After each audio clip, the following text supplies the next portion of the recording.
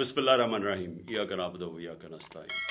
मेरे पाकिस्तानियों, कल दोपहर से ज़मान पाक ऐसे लग रहा था जैसे ये मकबूजा कश्मीर है। जिस तरह का पुलिस ने हमला किया हमारे लोगों के ऊपर, ये तो यानी इसकी कोई मिसाल नहीं है।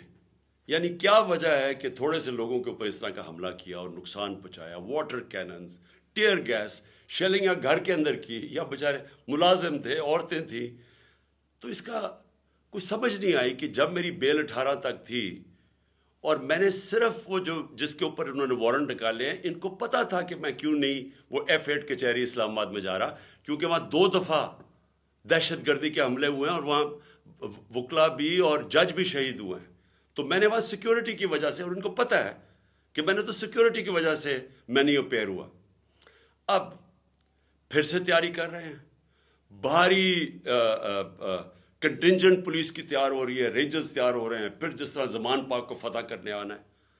मैं सिर्फ इंतशार को बचाने के लिए आज मैंने एक अंडरटेकिंग दी।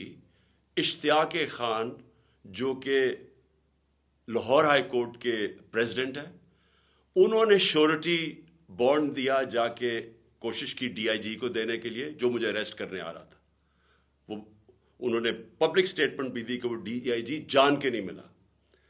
और जो कोड ऑफ क्रिमिनल प्रोसीजर है, उसका जो सेक्शन 76 है, उसके मुताबिक अगर ये श्योरिटी बॉन्ड दे दिया जाता है जो अरेस्टिंग ऑफिसर है, उसके बाद वो अरेस्ट नहीं कर सकता।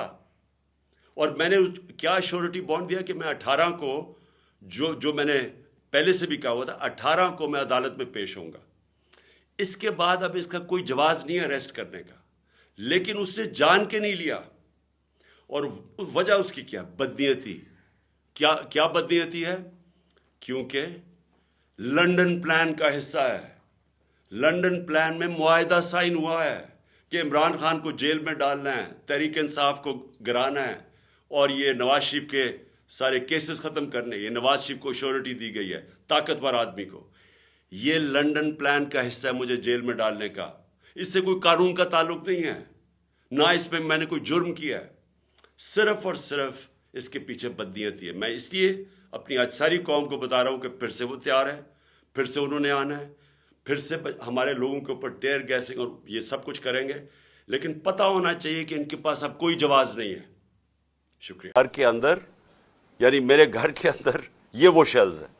जो घर के बाहर हैं उसका हमें कोई अंदाजा नहीं। वो सारी सड़क के ऊपर सारी रात सुबह तक, और अभी जब मैं आपसे बात कर रहा हूं फिर शेलिंग हो रही है, फिर एक और हमला हो गया।